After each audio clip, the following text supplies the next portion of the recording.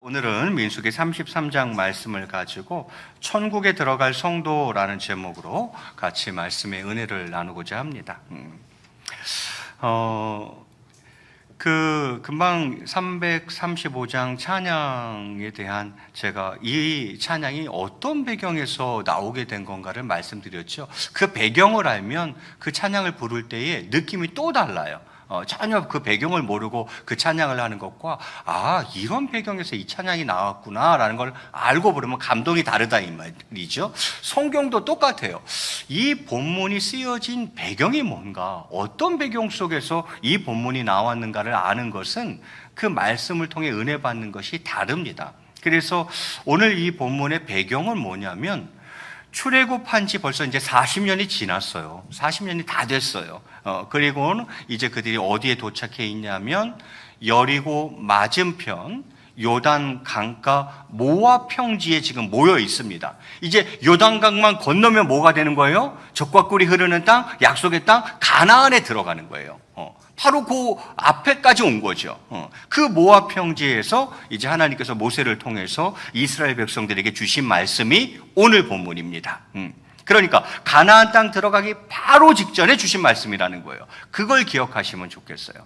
가나안 땅에 들어가기 바로 코앞에서 바로 직전에 이스라엘 백성들에게 주신 말씀. 자, 그러면 하나님께서 그들에게 어떠한 말씀을 주시던가라는 것이죠. 가나안 땅에 들어가서 특별히 유념해야 할 사항을 언급하고 있는 것입니다. 다른 건 몰라도 너희들 가나안 땅에 들어가면 이건 꼭 지켜야 돼 라고 신신당부하는 내용이 오늘 본문인 거예요.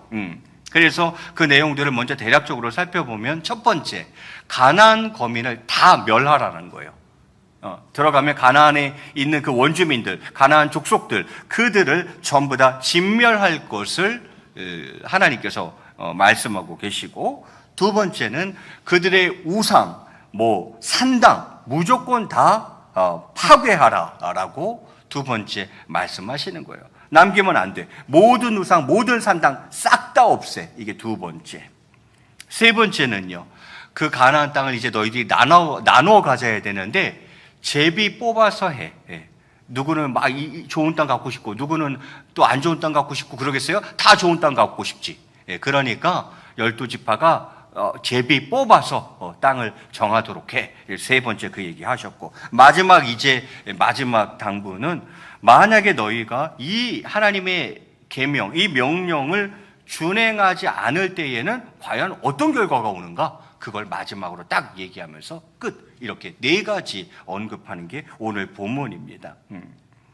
여러분, 그 우상을 숭배하는 이방 민족과 하나님을 섬기는 거룩한 백성이 공존할 수는 없겠죠. 하나님과 우상이 공존할 수 없듯이 하나님의 백성과 우상의 백성이 공존할 수는 없는 겁니다. 그래서 이스라엘 백성들이 그 땅으로 들어가면 가나안 족속을 전부 다 진멸하라고 이야기하시는 것이겠죠. 자, 요 정도 배경 지식을 가지고 한번 오늘 본문을 꼼꼼히 살펴보면서 같이 좀 교훈을 얻었으면 좋겠습니다. 자, 오늘 본문 50절에 이렇게 시작되고 있습니다. 그거 봐요. 지금 어디서 하나님이 말씀하시는지 장소가 지금 정확하게 언급되고 있죠. 여리고 맞은편 요단 강가 모압 평지에서 여호와께서 모세에게 말씀하여 이르시되, 이렇게 되어 있습니다. 그래서 지금 요단 강가 모압 평지에 있어요. 요 요단강만 홀딱 건너면 가나안 땅이에요. 바로 요 위치에서 지금 하나님이 말씀하시는 거죠. 51절에 이스라엘 자손에게 말하여 그들에게 이르라, 너희가 요단강을 건너 가나안 땅에 들어가거든. 이거 봐요. 조건이 딱 나와 있죠. 지금 주시는 말씀은 너희가 가나안에 들어가면 반드시 오고 지켜라, 이렇게 이야기하시려고 그러는 거예요. 그래서 너희가 요단강을 건너 가나안 땅에 들어가거든, 네 가지를 반드시 해야 된다라는 거죠. 자, 그 첫 번째가 무엇입니까? 52절에 나와 있네요. 우리 52절을 한번 같이 뜻을 생각하시면서 읽겠습니다. 시작.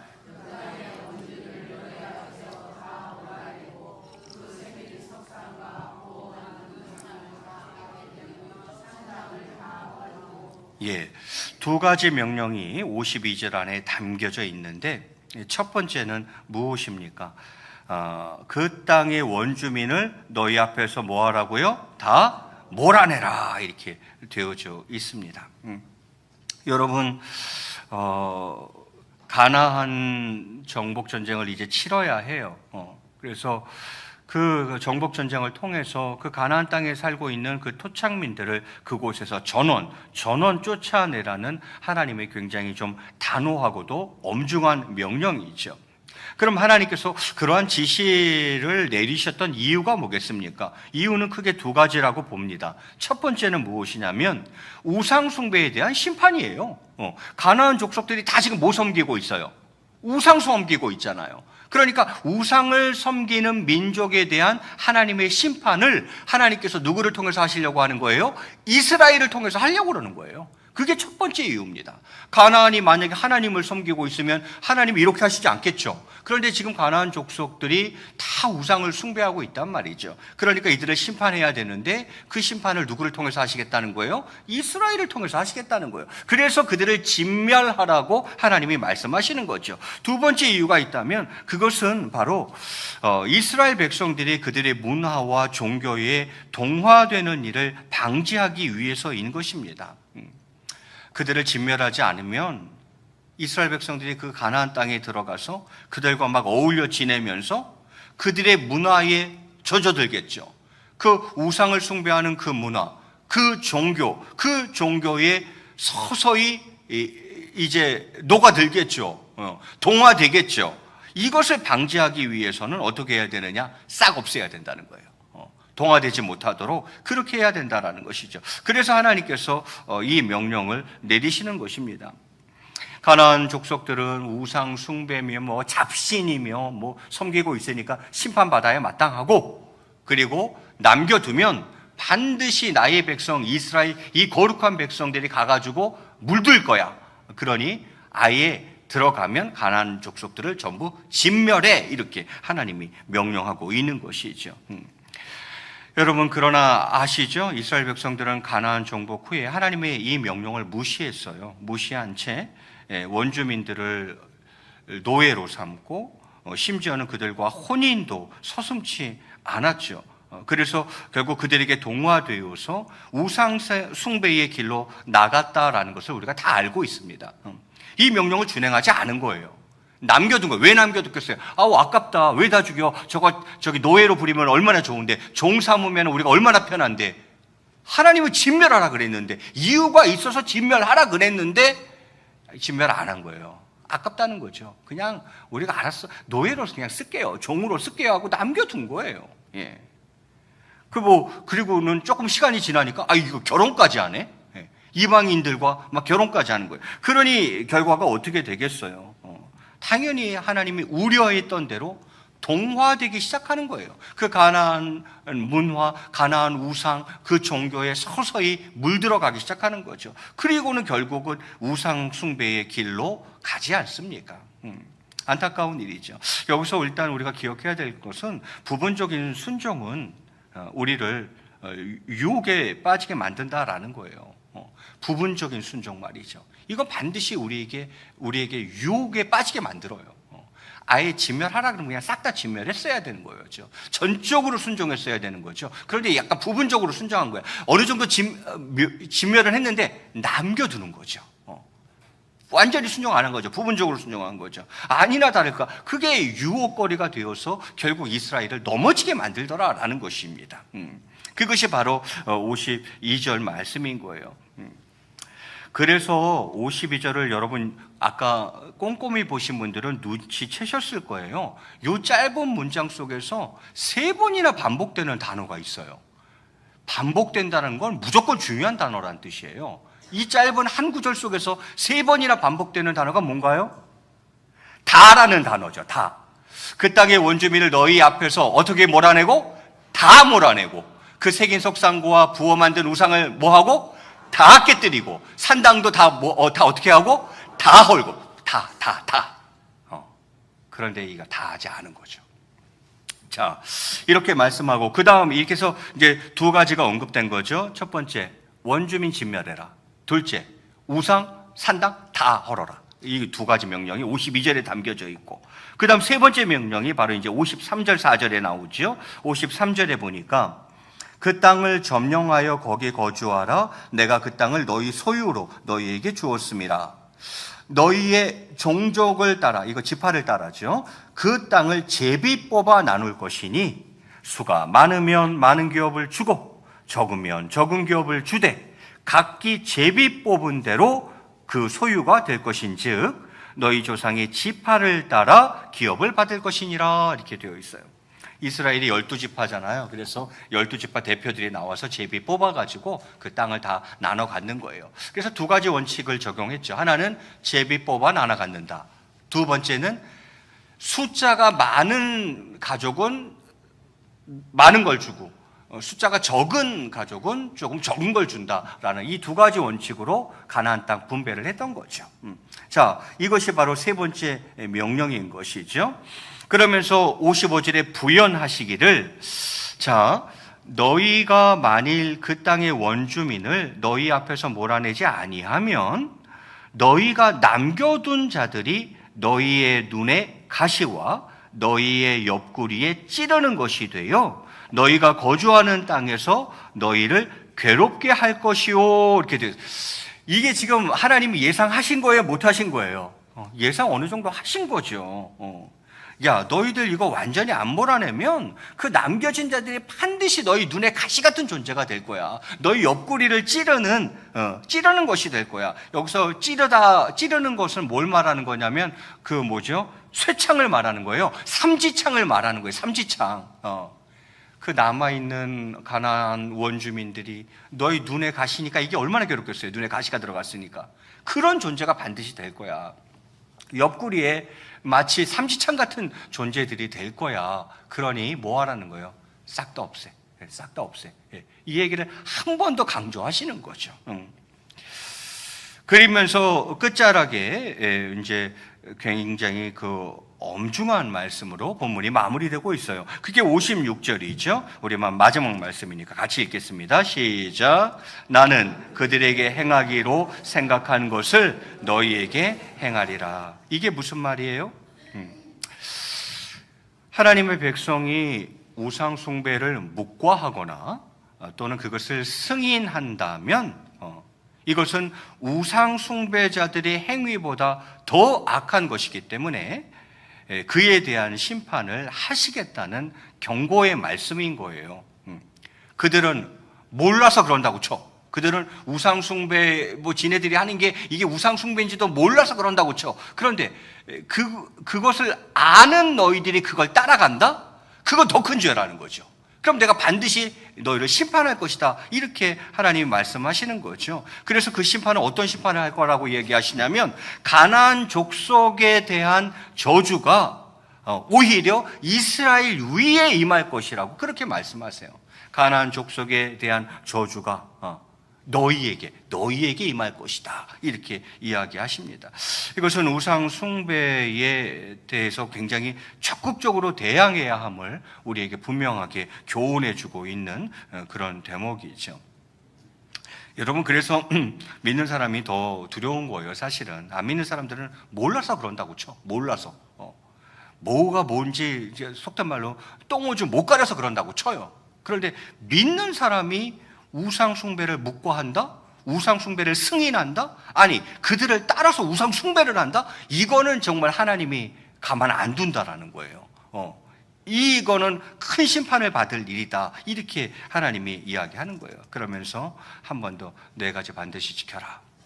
첫째, 진멸해라. 가나안 족속들 진멸해라. 둘째, 우상이란 모든 우상은 다 없애라.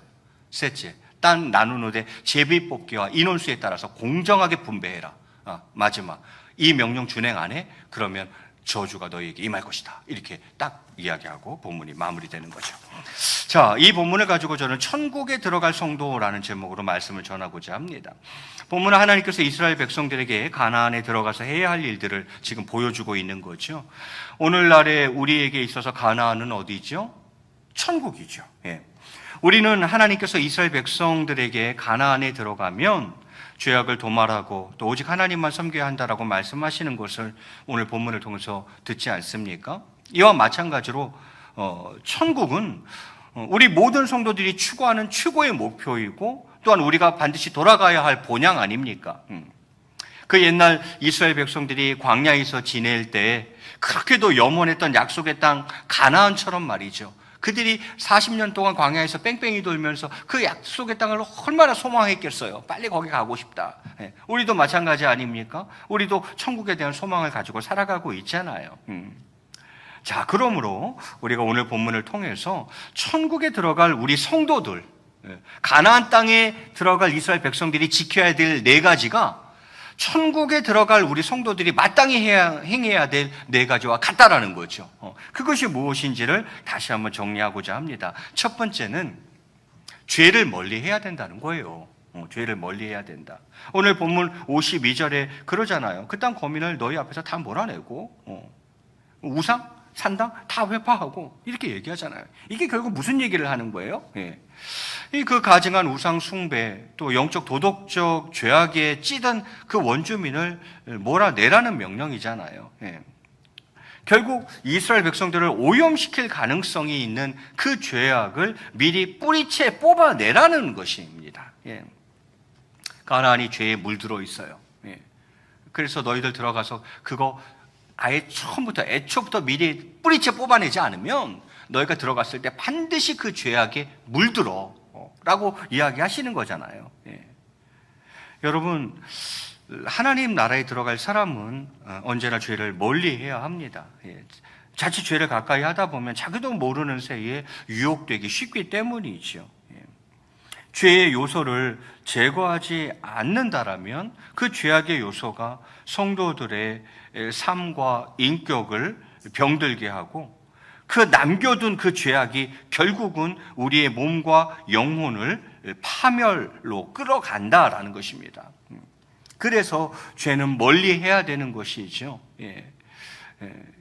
천국에 들어갈 사람들은 죄를 범하지 않도록 노력해야 하는 것이고, 그래서 성경은 악은 그 모양이라도 그냥 버리라고 이렇게 우리에게 이야기하는 것입니다.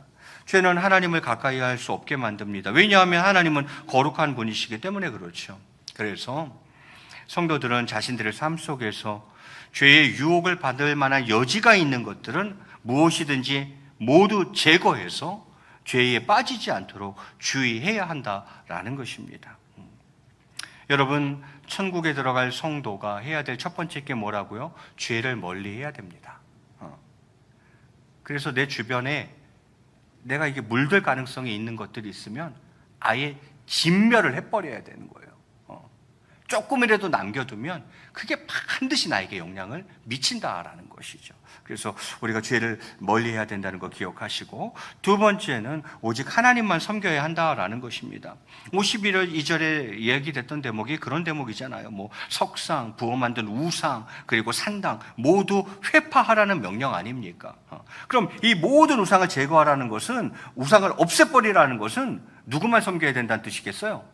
하나님 한 분만 섬기고 경배해야 된다라는 말이죠. 우상 안 돼, 싹 없애. 그 말은 나만 섬겨야 돼라는 같은 말인 거예요.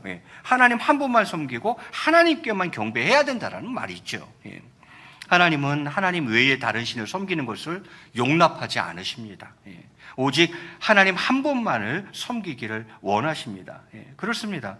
장차 천국에 들어갈 우리 성도들은 우리의 삶 속에 깃든 온갖 물질적, 정신적 우상들을 철폐해야 합니다. 그리할 때 우리는 진정한 천국 시민이 되는 거예요.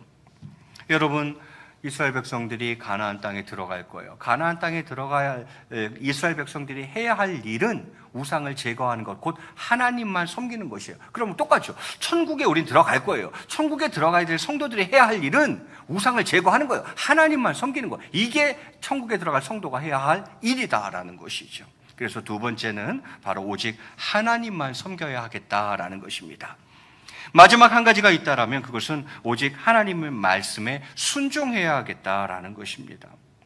오늘 본문 마지막이었던 52절과 56절에 보면 그런 얘기 하시잖아요. 너희가 만일 그딴 고민을 너희 앞에서 몰아내지 아니하면 너희의 그 남겨둔 자가 반드시 너희 눈에 가시가 되고 너희 옆구리 찌르는 것이 될 것이다. 그래서 너희가 거하는 땅에서 너희를 엄청 괴롭히게 될 것이다 라고 이야기하시면서 끝자락에는 심지어 나는 그들에게 행하기로 생각한 것을 너희에게 행하리라 이렇게까지 말씀하시지 않습니까? 여러분, 하나님께서는 무엇보다도 우리가 하나님의 말씀에 전적으로 순종하는 것을 무척이나 기뻐하십니다. 그래서 순종이 제사보다 낫다라는 유명한 말도 있잖아요.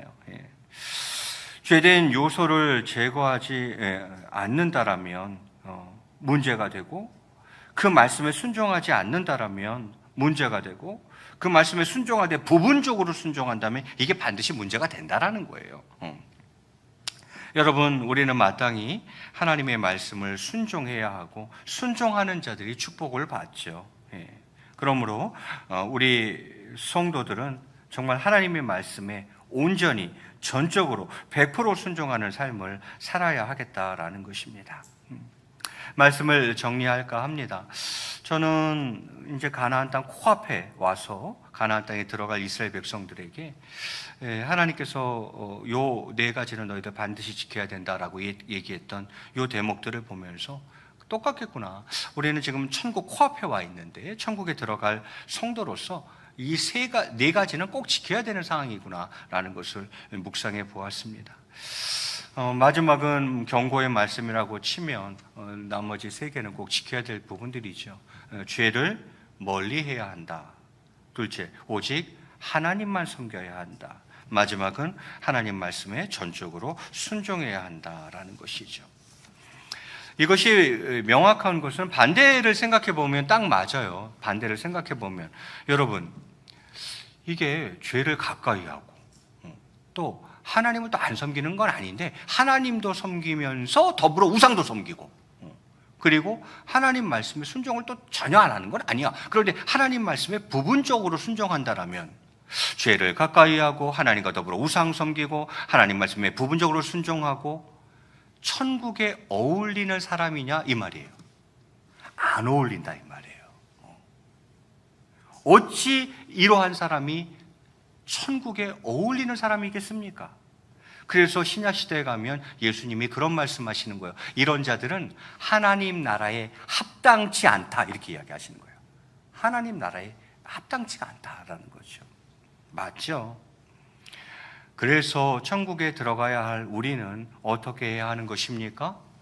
죄를 최대한 멀리 해야 됩니다. 이게 맞죠. 그리고요, 오직 하나님 한 분만 섬겨야 됩니다.